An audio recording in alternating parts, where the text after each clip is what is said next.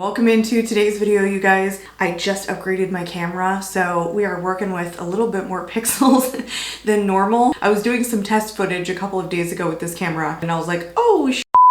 It picks up every little detail, every little fine line, heavens. But welcome to every little detail on my face, you guys, and my hair is up. Not that it's hot, it's just that I was too lazy to do it. You get to see all the glory. If you guys are returning viewers on my channel, you may know that last year I was pretty impressed with the MAC new releases. So when they launched a Valentine's Day collection, I wanted to pick up a couple of things. So I'm gonna pop up a picture, you guys. It looks like they launched some new things and some things that were already in their line. They've just put it in the Love Struck Luck packaging, the red Valentine's Day packaging. So they launched an eyeshadow palette.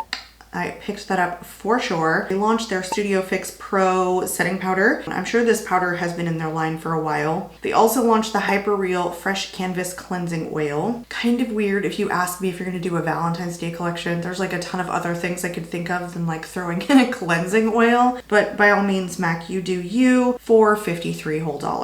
Then they launched the Luster Glass Sheer Shine lipstick in a couple of different shades. Not a new formula, but definitely in the Love Struck Luck packaging. They put in a micro mascara of the MAC stack, which I really do like, but couldn't pick it up because I've used that before. It irritates my eyes. Then they launched a new powder blush in 2 different shades. Then they launched the Molten Metal highlighter. Don't know if this is new to their line. Again, in the limited edition packaging. Anyway, what I picked up from this collection, you guys, oh, heavens, is the eyeshadow palette, because these were some of my favorite launches from last year from the Connect in Color line, and this packaging looks almost identical. Then I had to get the blush because I'm a blush lover, who isn't? And then I picked up one of the lipsticks. So that's what we're gonna do today. I have nothing on my face, not that I'm expecting a ton of fallout, but definitely because I like to get a little messy with my eyeshadow. And if I make any mistakes, I can easily clean it up.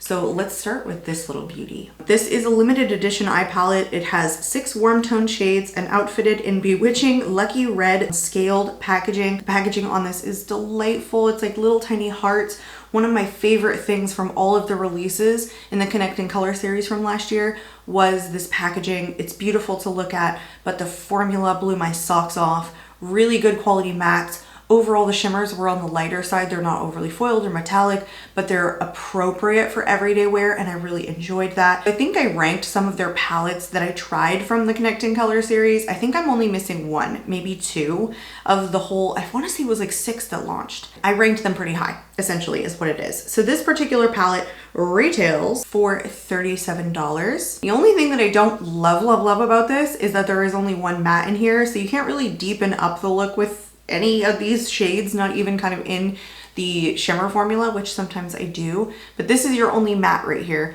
The rest of these are all shimmers. But you know what? I'll let it go. I will let it go. Let's swatch this little guy out. It does say in the formula on the back of the palette that these shimmers are in the Dazzle Shadow Extreme formula, which I really like. I just feel like it's so freaking bright in here. Let's start off with this champagne one. And this one is in the shade Just a Dream. I'm so interested to see what the camera footage looks like when I start to edit this. The quality of it just from here, the shutter speed is amazing compared to what my old camera was. I see everything so much clearer, and my movements are just, they flow so much more. All right, this next one is Untamed Flame. This one is slightly deep, could be good for the outer corner, maybe. Might be too similar to the only matte that's in here. Pretty though. Same thing. These are all very, very light. They do not have a ton of reflection to them. They're not overly shimmery or sheeny. They're just very, very light, which I think is actually like less than the Dazzle Shadow Extreme that I have in my collection, which is quite foiled actually.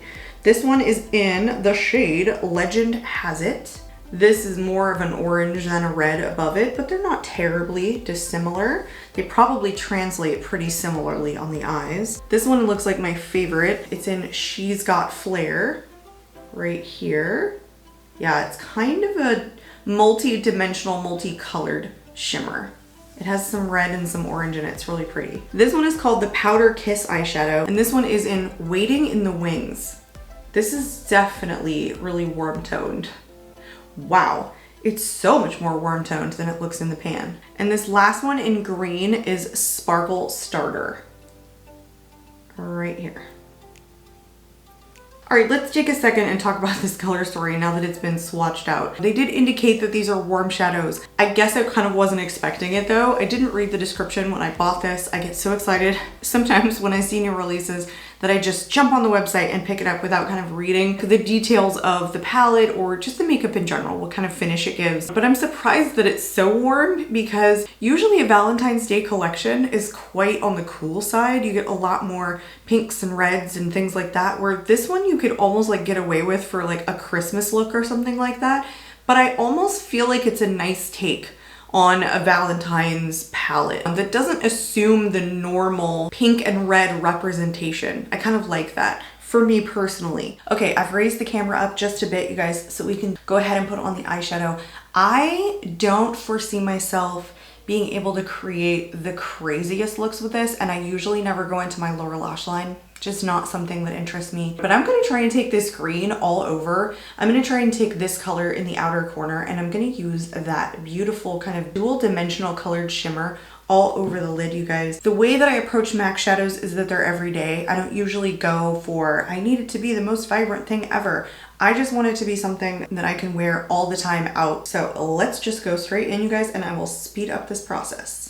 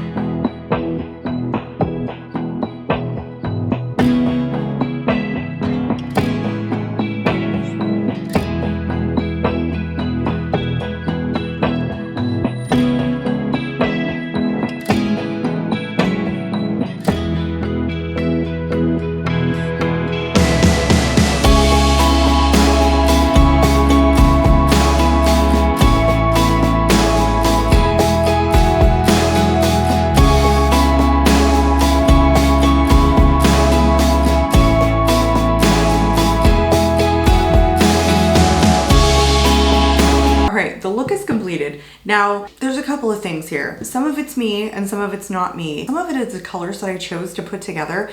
This green really doesn't pick up on a fluffy brush very well. It's not really meant to, right? It's a shimmer, but I was trying to give it some other dimension other than kind of like these warm toned reds. It didn't really work. So this color right here, this matte, pretty much swallowed it whole. And then this one is really basically just a topper shade. It does not lay down very intensely. So I did go in and add this one kind of in the middle. I wish that I had started with this and like put this on the top. I'm not a huge fan of toppers. I would have loved this one to be more impactful, and nothing was really building like depth in the outer corner. So I did go in and like try and smoke out a liner a little bit. It's okay. The palette's like meh for me, you know? I mean, personally, in my skill and what I like to create, I would have loved just one more deeper matte, and I wouldn't even care like what color it was in. But this is nice as a transition shade. It wasn't like building the greatest depth in the outer corner. I like to go a little bit deeper than that, you know? So it could have even been a green matte, really. I mean, I wouldn't have cared. Just one more matte in here really would have been nice. And I don't know if you guys can see this from here. I'm gonna zoom in, but this already like, this topper shade doesn't pick up very well, and it's kind of hard panning a little bit. It was definitely difficult to pick up, so I was kind of scraping it just a bit. I would say like overall, this is probably my least favorite MAC palette that I have tried, kind of in this style packaging. Do I regret getting it? I don't know. I don't think so. I don't think for the price and like the beauty of this, I regret any MAC purchase, even if the color story isn't like perfect. Again, it's just very wearable. I'm gonna go throw on some foundation, you guys. We're gonna come back, we're gonna play with the blush, and we're gonna play with the lipstick. Okay, we're back. Let's put on the blush, you guys. So this retails for almost as much as the palette, coming in at $32. It only comes in 2 different limited edition shades, Full of Wonder and Power to You.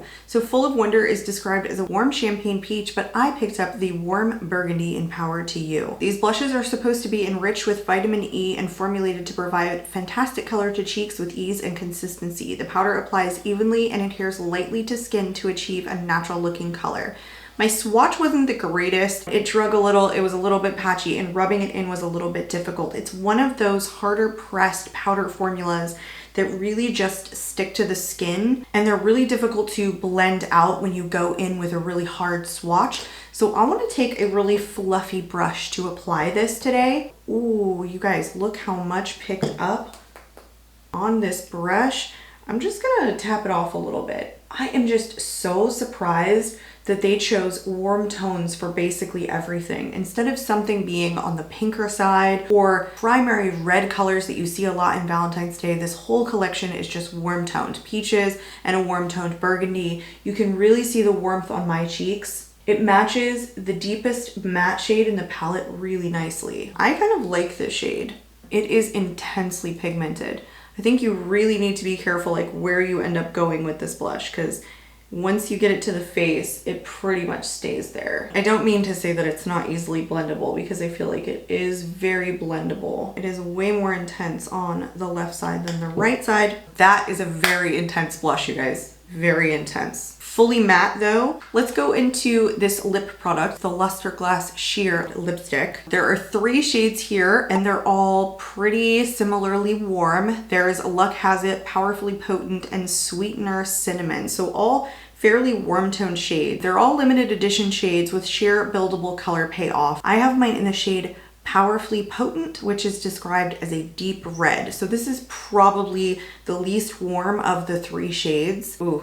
That is beautiful. I feel like that's a more unique shade in my collection. And this formula is so soft and so smooth. I will never turn down getting a MAC lipstick formula, I tell you what. I swear they're worth every penny. Their shades are just honestly really flattering. The formula is just really, really comfortable. MAC OG lipsticks. I don't know, give it to me. I want to give my final thoughts on the collection, you guys. Even though I only picked up 3 of the 6 things that came out, these were the things that really appealed to me most. And I knew I was probably going to pick something up from this launch just because, again, I tell you guys, I'm really into the MAC quality and the new releases that have been dropping lately.